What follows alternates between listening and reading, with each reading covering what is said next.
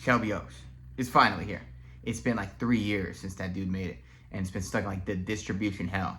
Finally out, finally happened, hyped, saw it. I would say it is good.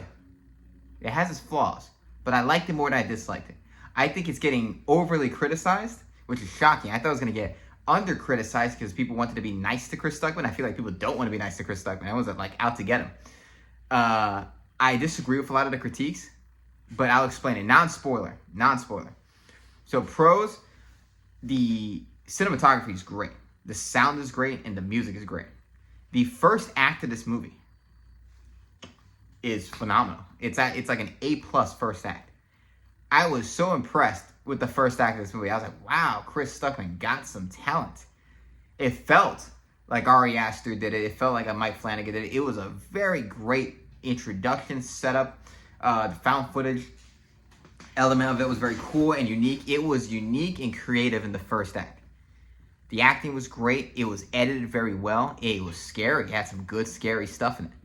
And it lured you in. It kept you engaged into this story. He introduced a lot of interesting elements into a small little mystery that I was like, good stuff for that first act. The second act, so first act is like an A+. The second act is like a C, and the third act is like a C-. That's kind of what this thing. A lot of people keep saying it falls apart in the third act. I don't think it falls apart entirely, but it is. I think he builds you up so high that when the second act and third act don't really deliver, that's kind of what the problem is. But it is like A+, C, C-.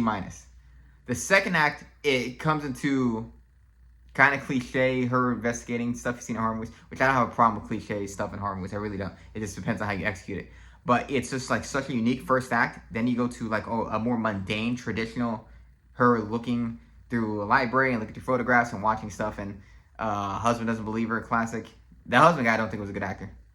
He goes to a prison scene. Everyone keeps making a big deal out of the prison scene. I don't see what the big deal was. It is inconsequential to the entire movie. He's in it for like 20 seconds. I don't see what the big deal of the prison scene even is that people keep criticizing. So that's a criticism I don't agree with. I also strongly don't agree with the fact that this movie is ripping off other movies. It's inspired by other movies, sure, but there's no direct copy of any scenes. Like, people are acting like he's copying other movies. I'm like, every horror movie is inspired by other horror movies.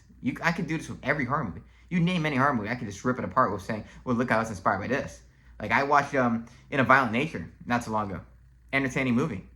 It's Friday the 13th. Just through the POV of Jason. I don't hear that criticism. Like, I don't understand the criticism of, oh my god, it reminds me of other movies. I'm like, yes, every horror movie that exists is inspired by the horror movies. You go through every slasher movie that exists. The Black Christmas starts it. Well, Psycho starts it. Then Black Christmas starts it. And then everything else, then Halloween, and then everything else is a copy of these three. It's like every like slasher movie is a copy of these three slasher movies. So strongly disagree with that. Love Jeremy Jahns. I feel like he ripped this movie to shreds. I'm like, I didn't agree with a lot of his opinions. The third act introduces a lot of cool ideas, but it's scary. It's scary. The third act has a lot of good scary moments. I'm like, Chris Stuckmann has the ability to create tension and create a good scary scene and great sets and stuff like that. He needs to direct a Silent Hill movie. I can tell he has a lot of inspiration from that. The only issue is it makes the lead character dumb. Like, Camille Sullivan, who's great in Hunter x Hunter with Devon Sawa, I think. She's a fantastic actor. She elevated the script a lot. And I don't think the script is that bad. People act like the script is terrible. I'm like, I don't think it's that bad. I don't think the dialogue is that bad. Where she's at and where she's located, and it's on the precipice of her uncovering and finding out things. She starts making dumb character decisions. And not a plot spoiler, but minor thing. There's a moment where she drops a knife, and they film her drop the knife, and then they show the knife again. And I was like, are you highlighting that it's stupid that she dropped the knife? Or really go back to the knife, and we don't go back to the knife? And I was like, so you just highlighted that she did something dumb. So she gets really dumb in the third act. And it's a lot of like you talking to the screen saying, don't do that, don't go in there. Have some awareness of your surroundings. You know? So, yeah, the third act, she gets pretty dumb. But I like the ideas of the third act. I think the third act is pretty interesting. Has a lot of good visuals, a lot of great sound. Chris Stuckmann can make a very scary scene. But overall, the ultimate pros and cons of this movie. The cons are really just it is an incredible setup to like second and third act. But I think it does show that Chris Stuckmann has the ability to make a good horror movie. I think he just needs story structure. I think he needs to get that a little bit better. I think he just had a really good idea for a movie, but I think he should write it backwards. Like write the last scene first so you know where you're going.